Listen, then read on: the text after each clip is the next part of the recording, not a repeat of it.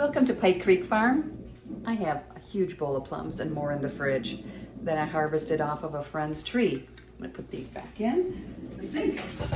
They were dripping. And I have made plum jam already. And I did just plums canned that I can use in recipes. And I'm gonna do from this fall book, plum sauce. And it's supposed to be really good for stir fries, to dip egg rolls in, as a glaze on meat, chicken and pork, and it's got a little bit of a spice to it, not a lot. It has a lot of flavor though, I think, because it has garlic and ginger root and mustard seeds and onion and cider vinegar and some sugar. So this is what I'm going to make today, and I thought I would bring you along and show you how I'm doing it. So, thank you for joining me. My name is Renee, and I live in the thumb of Michigan, and I love to can. So if this is your first time here, welcome. I'll just show you what I'm doing right now, how I'm doing this, and we'll continue on with the rest of the process.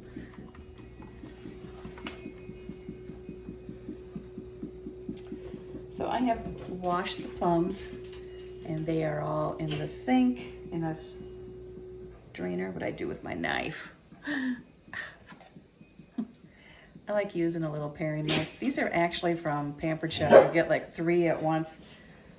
The sun's shining in, there's reflections on the ceiling, so that means Ellie is barking and sneezing.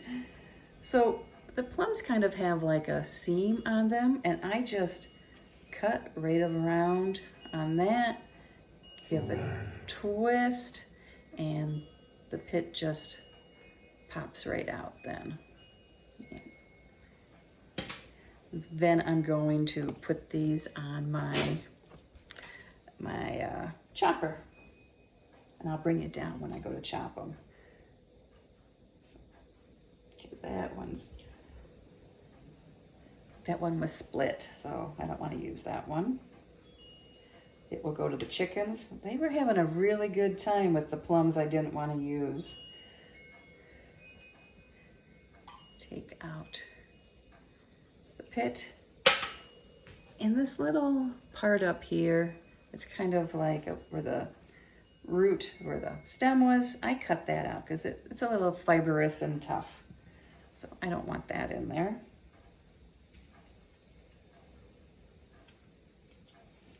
Okay, so I have my chopper full. I'm gonna bring you down so you can see what I'm doing.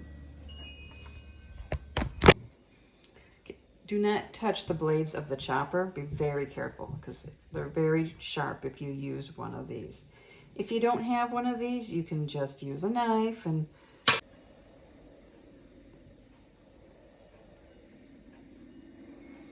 this tree was just loaded though. Okay, so there I have that full. There we go. And here's how they look. They're just little dices. So I am going to keep doing that until I have 10 cups. And this container full is 5 cups. I also have this is 4 cups, so I'll transfer them over there to measure. And I will keep doing this, and I will bring you back when I have this done, and we can go on to the next step. Ellie agrees. The plums are all chopped, and they're waiting. Next, we have to start the sauce, and we add all the ingredients and bring that to a boil. Let's add all the ingredients. The first thing is 2 cups of packed brown sugar. 1.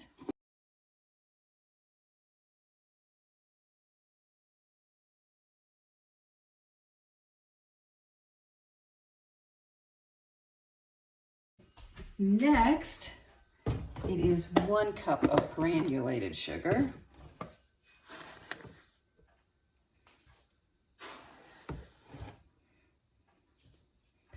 Just filled my container. It's amazing how much you can go through sugar in canning season. And Next is 1 cup of cider vinegar, and I read somewhere that some people will use rice wine vinegar, which you could do as long as it's 5% acidity. And 1 cup.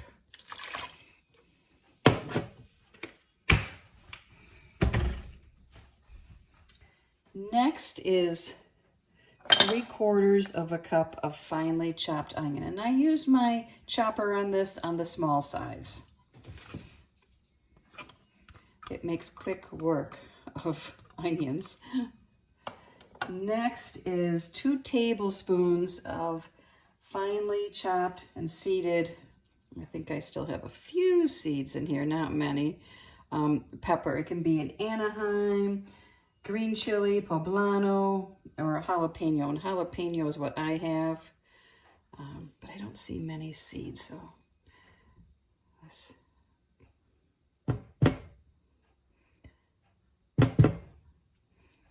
And my kids would like it if it was really spicy,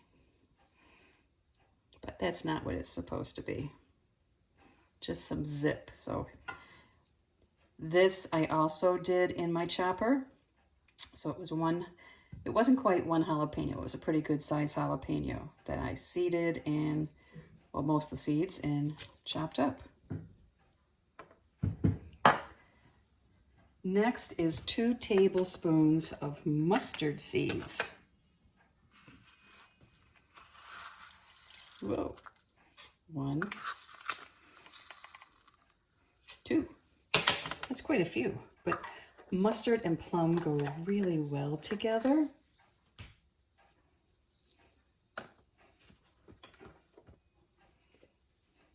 One tablespoon of salt. This is canning salt. You could use kosher. You don't want to use table salt because it can make everything, it can make it cloudy. And then the last thing, well, 2 things, is 2 cloves of garlic finely chopped and 1 tablespoon of chopped ginger root. This I used a big knife for. I didn't want it as big as what even the small size on the chopper. So here are those 2 ingredients. Let's stir this together.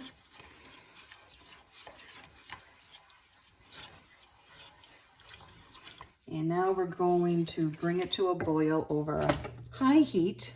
So I have it on medium-high.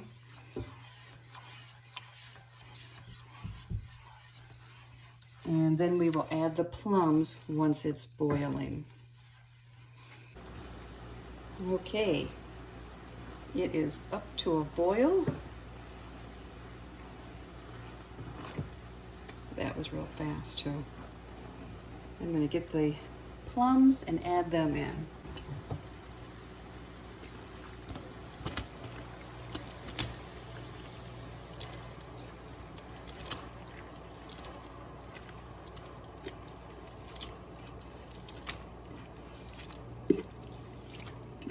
Ten cups of finely chopped plums.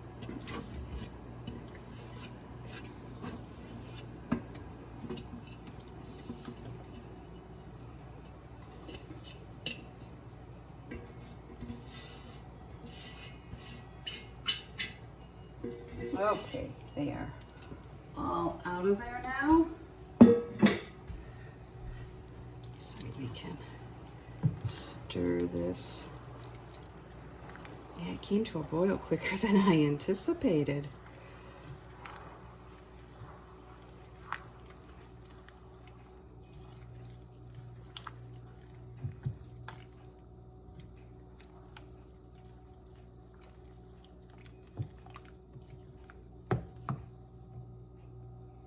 We're going to return it to a boil and then reduce the heat and just let it boil gently. Okay, it just started to come to a boil and it happens fast. It bubbles right up. So just a warning. So I've turned it down And I want it to come to just a nice simmer, a low boil, and let this cook for like almost 2 hours, stirring occasionally until it's thick and syrupy. So it is boiling low. You can see the bubbles there. So we're good. Now it's just time. Here it is cooking away. I'll tell you, the flavor is amazing. So I'm very excited to see what the end product will end up like. An hour and 45 minutes later, and it is done. It has thickened up. Everything has cooked down and blended together, and it smells amazing. I think this will be really nice for more than just Asian food. Get ready to jar it up. My jars were hot. So we have hot ingredients, you know, hot sauce, hot jars, hot canner. So let's start filling. I was really happy with the color this turned out.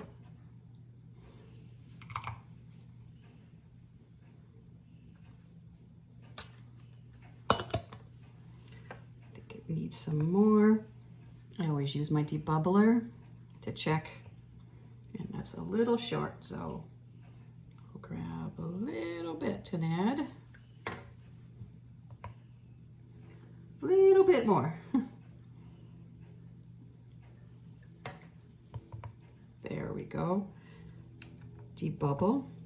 I don't think there's going to be bubbles in this really, but it is still the thing to do to make sure. Paper towel that I will dampen. I am using 4-jar lids today, and they recommend to put them in hot water. So I don't always with pressure canning, but with water bath I have been. So clean that rim off good. I'm going to make sure I label these because it would look like jam or cranberry sauce. So that's why it's important to label your jars, or you might have a surprise when you open them. So there's the first one, ready to go. Let's see how close we are to what they say. Usually it's a little over or a little under for me.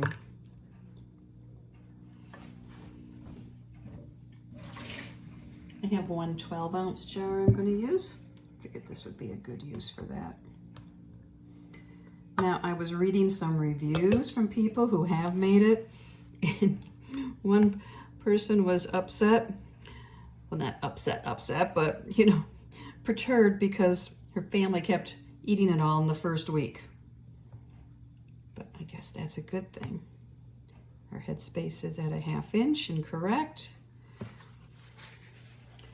Clean this edge. Get the lid.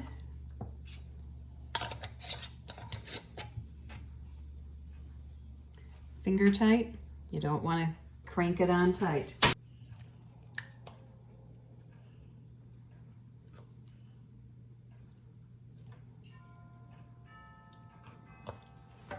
I was happy with how much everything cooked down.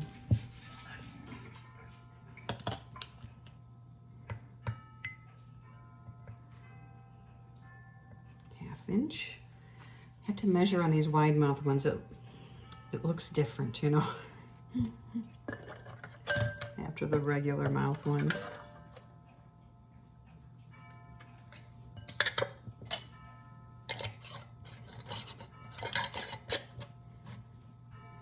I'm going to keep filling these and I will bring you back. There's still quite a bit in here. So 1, 2, yeah, I think there's more than half in there. So I will bring you back and let you know how many I end up with. I have like a scoop left. The canner is full. It would have been the equivalent of 5 pints. So maybe I should have cooked it down more. I don't know. It's pretty thick and syrupy to me. It's not a jam, it's a sauce. So this I'm just gonna put in the fridge. And we will use it.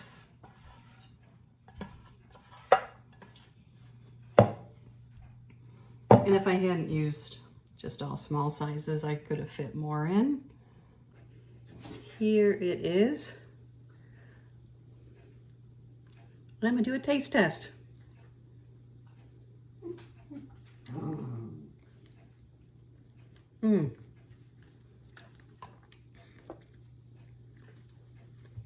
Such a nice mixture of flavors. Has a little bit of spice, not too much. There's no chunks of fruit in it. It's just really got a very nice flavor. It's gonna be really good, I think, for egg rolls and Chinese meals, but for much more on chicken, baked in the oven, it would be so good. And I make a French tortillere, which is really good with cranberry sauce. I think this would be a great alternative to that. A little different flavor profile. So I think it'll be good. I got the canner turned up, and when it comes into the green zone for the steam canner, I will put it on for 20 minutes. When it's done, I turn the heat off and let it just sit there for at least 5 minutes. I do about 10, then take the hat off. Here they are, all finished. One jar's already been taken by my daughter. You can see like the seeds in that.